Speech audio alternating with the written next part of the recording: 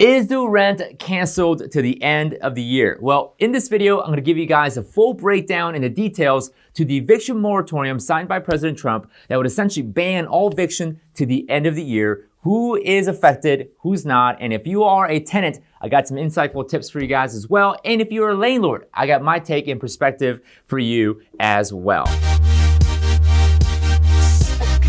Hey, what's going on, guys? This is Sam Kwok here, one of the Kwok Brothers, and in this video, I'm going to go and share the latest details when it comes to the eviction moratorium signed by the President Trump through the authority of Center for Disease Control. So with that being said, be sure to subscribe to our channel if you guys want the latest news. I publish every single day when it comes to stimulus news, housing market updates, and the latest information as to how the economy will affect you as well. So with that being said, President Trump signed an eviction moratorium executive order that will pretty much put a ban on eviction till the end of the year. But there are some stipulations and rent is definitely not canceled.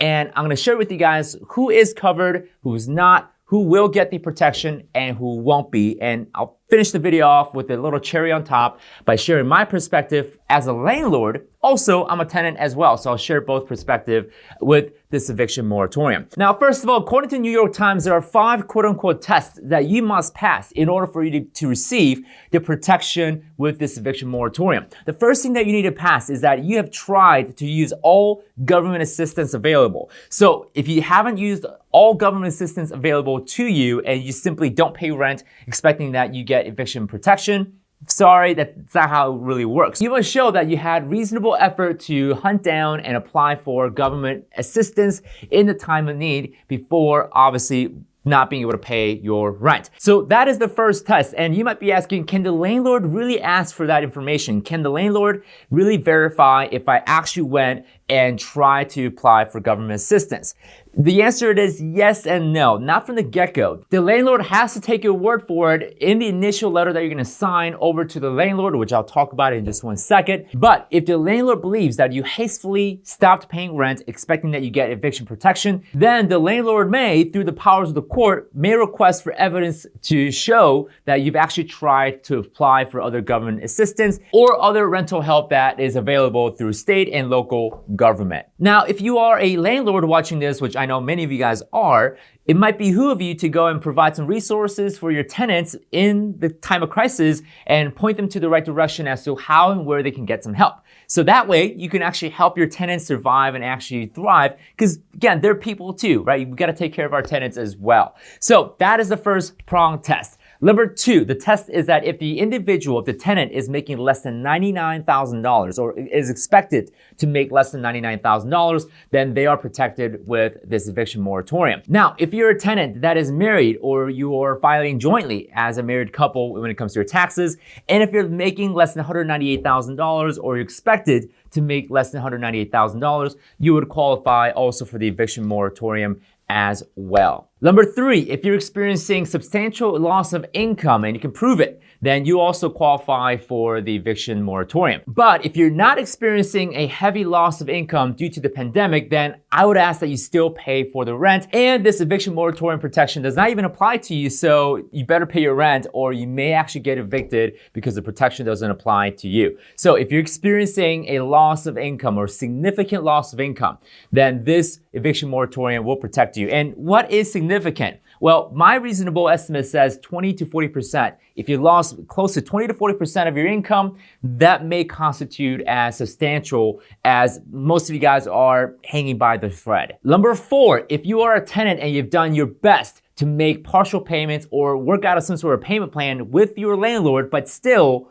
is unable to produce some sort of progress, then you also might be eligible for the eviction moratorium protection. And that also goes to the landlord side. So for my landlords that are watching this, do your best to work something out with your tenants in midst of the pandemic. Offer them a payment plan or offer them a 1-month discount or offer them to take the security deposit and use it as a month, although most landlords probably won't agree with that. But in case of a dire emergency and you're unable to pay some of the expenses of being a landlord, then that might be the last resort option that you may have. So try to work with your tenants. And if you're a tenant, try to work with your landlord as much as possible because the eviction moratorium states that you must have Try to work with your landlord as much as possible. Now, on top of your best effort to make partial payments to your landlord, you also must make best effort to go and smash the like button on this video. Turn that like button blue, help us out with our YouTube algorithm. We want this video out to as many people as possible so that they're informed and they know what's going on when it comes to the eviction moratorium. With that being said, number 5 is that an eviction may cause you to go homeless, which may further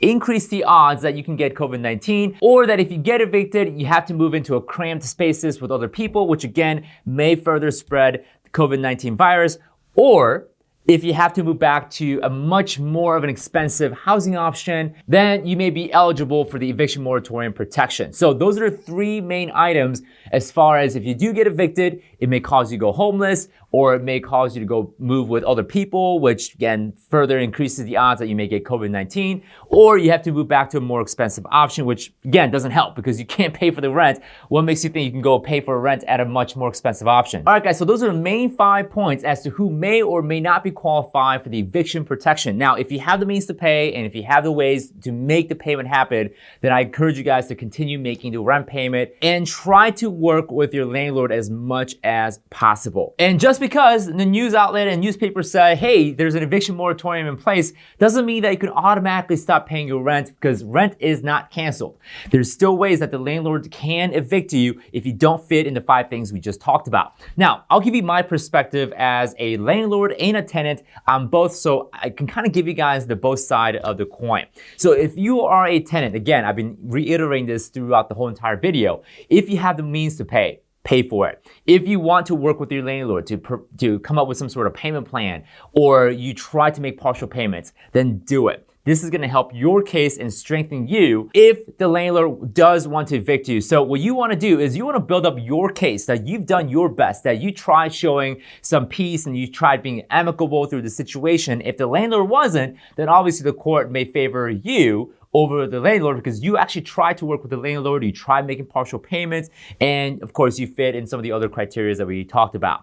Now, if you are a landlord, same thing. Try to work with your tenant as much as possible and assist them and point them to the right direction as to where they can get help. And of course, if you haven't already, talk to your lender about getting a mortgage forbearance. Right now, the mortgage forbearance isn't as deadly or hurtful to your credit and also your future ability to get financing. So talk to your lender about getting a mortgage forbearance, and talk to some of your vendors and utility bills and your county tax assessor. Talk to them about deferring the payments or possibly even just having a complete forbearance on those items. And also for my landlords and tenants, right now the unemployment is hovering just around in the 10% mark, which means that 90% of you guys, tenants, you still have your jobs, and 90% of you guys can still make payments for rent. So most of you guys won't even need the eviction moratorium protection unless you truly and absolutely need it. So bottom line, guys, this pandemic has hurt a lot of people, and the best thing you could do is show the best of humanity, work together, and show amicability with your landlord. And if you're a landlord, work with your tenant as much as possible. So with that being said, my conclusion is that rent is not canceled. If you have the means to pay for it, then pay for it. If you're a landlord, try to work with your tenants and be peaceful about it,